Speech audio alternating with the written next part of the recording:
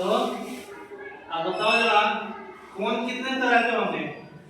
कितने तरह के कोण हैं? 6 तरह के। कितने तरह के? 6। पहला कोण का नाम बताओ जरा। न्यून कोण। दूसरा समकोण। तीसरा परिकोण। चौथा सरल कोण। पांचवा और लास्ट संपूर्ण कोण। क्लियर भाई? अच्छा, सब का इंग्लिश नेम भी लिखा हुआ है। न्यून कोण का इंग्लिश नेम क्या है? Acute angle. क्या है? Acute angle. समकोण का राइट एंगल। अधिक कोण का ऑब्ट्यूस एंगल। सरल कोण का स्ट्रेट एंगल। प्रतिवर्ती कोण का रिफ्लेक्स एंगल। और संपूर्ण कोण का समझ बात। जरा देखना सीक्वेंस में है। न्यून कोण का मान 0 से चालू होगा, यानी कि 0 से बड़ा और 90 से छोटा। 0 से बड़ा और 90 से छोटा।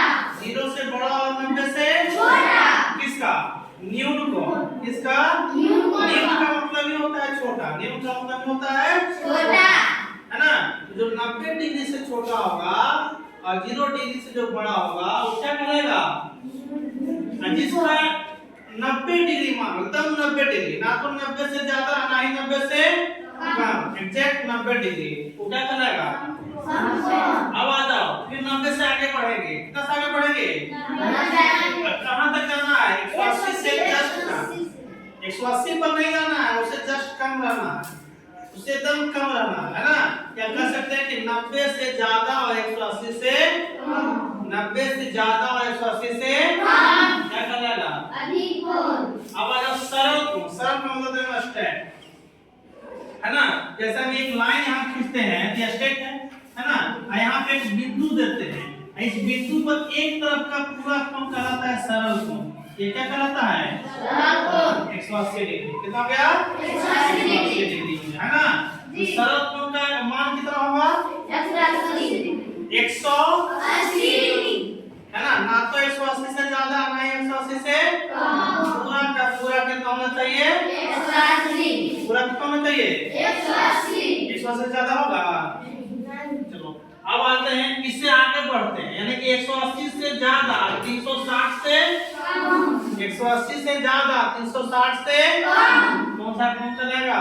प्रतिवर्ती कोण। क्या करेगा? प्रतिवर्ती कोण। 180 से ज्यादा 360 से कम।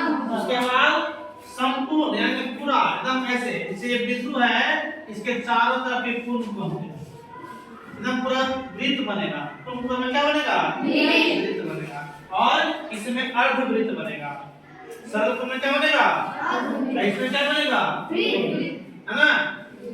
किसी में इससे और इधर बढ़ जाएंगे तो ये वाला कोण रिफ्लेक्स, है ना? ऐसे को पूरा यहाँ सटा देंगे तो कौन सा कोण हो जाएगा? है ना? संपूर्ण कोण हो जाएगा, है ना? अच्छा ये बताओ, एक चीज और बताओ, सरल कोण का मान कितना है?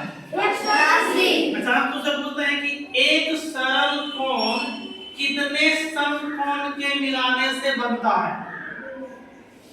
बोलो, वैसे ही बोल रहे हो। कितने? 2। अच्छा एक समकोण में कितना मान है?